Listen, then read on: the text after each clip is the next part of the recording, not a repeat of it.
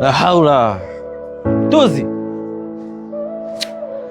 Mambo gani unafanya sasa ndugu yangu?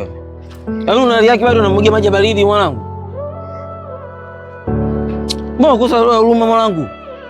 Mbona roho gani yani? Blaza, unamjua huyo?